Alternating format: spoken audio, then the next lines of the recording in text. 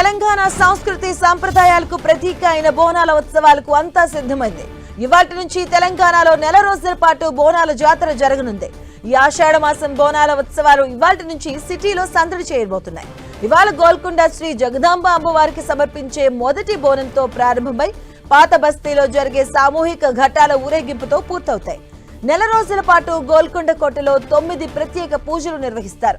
ఈ పూజలకు నగరంతో పాటు వివిధ జిల్లాల నుంచి లక్షలాది మంది భక్తులు రానున్నారు. వీరి కోసం గోల్కొండ కోటలోని అక్కన్న మాదన్న కార్యాలయాలు, బాడీ గార్డ్స్ లైన్స్ ప్రాంతాలు సిద్ధమయ్యాయి. అటు పూజల ప్రారంభోత్సవంలో భాగంగా మొదటి రోజు లంగర్ హౌస్ చౌరస్తా నుంచి అమ్మవారి తొట్టెల ఊరేగింపు నిర్వహిస్తారు. చోటా బజార్లోని ఆలయం పూజారి ఇంటి నుంచి అమ్మవారి విగ్రహం, ఘట్టం ఊరేగింపు, బంజారా దర్వాజా నుంచి మొదటి బోనం ఊరేగింపు నిర్వహిస్తారు. ఇవన్నీ గోల్కొండ కోటపైకి చేరిన తర్వాత ఆలయం ట్రస్ట్ ఆధ్వర్యంలో ప్రత్యేక పూజలు, బోనం అమ్మవారికి సమర్పిస్తారు. ఇక బోనాల సంప్రదాయం ప్రకారం ప్రసిద్ధి చెందిన గోల్కొండ కోటలోని శ్రీ ఎల్లమ్మ ఆలయంలో ప్రారంభం కావడం ఆనవాయితీ. ప్రతి ఏడాది ఆషాఢ మాసంలో అమావాస్య తర్వాత వచ్చే గురువారం లేదా ఆదివారం నాడు బోనాలు ప్రారంభమవుతాయి. అయితే ఈ నెల బుధవారం అమావాస్య కావడంతో ఆ తర్వాత రోజు గురువారం బోనాల జాతర మొదలు కాబోతుంది.